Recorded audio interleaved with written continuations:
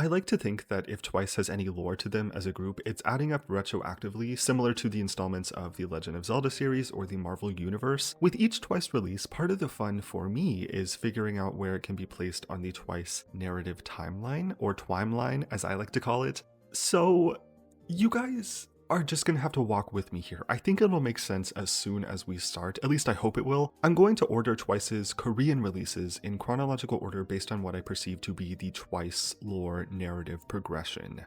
Yeah, let's begin. I think the very beginning of Twice's story starts with what is love, the simplest and most basic encounter Twice has with the concept of love. It's a song about seeing love stories play out in movies and TV shows. They internalize it and wonder if that's something that could happen to them one day. This becomes the origin story for the ethos of Twice's larger narrative, which is based around this concept of love and self-expression, all in which this release outlines quite perfectly as an original starting point in Twice's narrative. I think the idea behind what is love is simple yet encapsulating enough to serve as the origin point for this entire story, leading us next to Like Ooh-Ah, Twice's debut. This expands the narrative a little bit, describing how all Twice wants to do now is fall in love, find someone who can make them feel like Ooh-Ah. These two songs set up the origin for Twice's story quite well, leading us to the next chapter that I've called the Signal Era. This chapter obviously begins with Signal, a song where Twice has found someone who can potentially make them say Ooh-Ah, and is now trying to send a signal to them that they're interested. That's a lot easier said than done though, as we progress onto Likey, where Twice goes to social media yet still can't seem to express how she feels even online. Like is such a common word, the narrator says, not enough to describe how I'm feeling. The story begins to pick up with Heartshaker, which sees Twice internally gearing up to finally say something to the subject of the story. Girl, you can do it, the narrator reminds herself in the pre-chorus, but she unfortunately is still overcome with doubt and is afraid of what the subject might think if they know how she truly feels. This brings us to the Twice coaster. Both TT and Cheer Up happen at the same time in my mind as the narrator is seriously struggling being able to properly express how she feels. Both songs speak to how honestly scared she feels about the narrator knowing how she truly feels, but the next song, Knock Knock, concludes this narrative by providing a kind of breakthrough. Twice reveals to the subject of the story how hard it is for her to express how she feels, asking the subject to, quote, knock on her heart and open it up for her. This brings us to the confession era, beginning with Fancy. For this song, Twice both simply and finally says, I fancy you in sincerity. We're finally talking directly to the subject about how she truly feels. All it took was to say it in British. Now that the subject knows how she feels, the narrator provides them with a choice, yes or yes.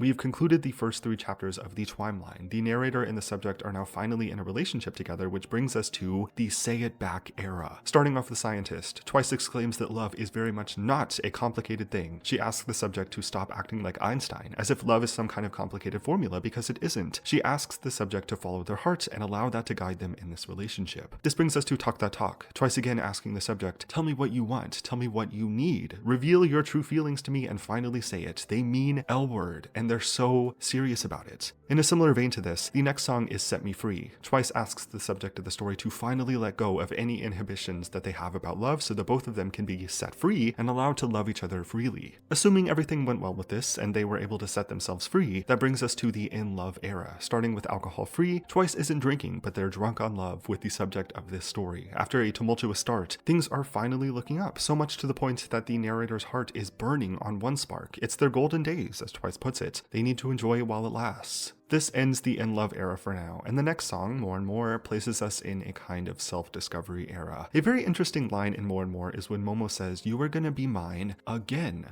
I believe this period takes place a considerable time in the future where the narrator and subject have gone their separate ways for the time being. Twice remarks about how when the two of them reunite, the subject is going to say and want more. The relationship is not yet finished, it seems. This brings us to I Can't Stop Me, Twice recognizing how wildly they're spinning out of control for the sake of love. They need to ground themselves on the speeding train to finally put themselves first before anyone else, before ever considering having another person in their life. This is where I believe the self-discovery era ends for right now. We still need to have a release or two that develops the sentiment of Twice finally choosing themselves in the end, or the consequence of that at the very least. This is where I believe the TWIMELINE ends right now. I didn't mention 2 songs, Feel Special and Dance the Night Away, which I think are too lyrically ambiguous to be able to place anywhere, at least for right now. Dance the Night Away seems like just a fun party song somewhere in the Twice Culture Universe, and Feel Special is first and foremost a song about Twice themselves. One Spark is too, but I think it has a little bit more context. I suppose Feel Special could eventually end up somewhere in the self-discovery era, but we'll need more context. But yeah, this is my idea of the TWIMELINE as it stands right now, my theory for the chronological order of Twice's storyline via their Korean releases at the very least. Yeah, let me know what you think about this, if you would reorder them to a different sequence, add another chapter, or anything like that.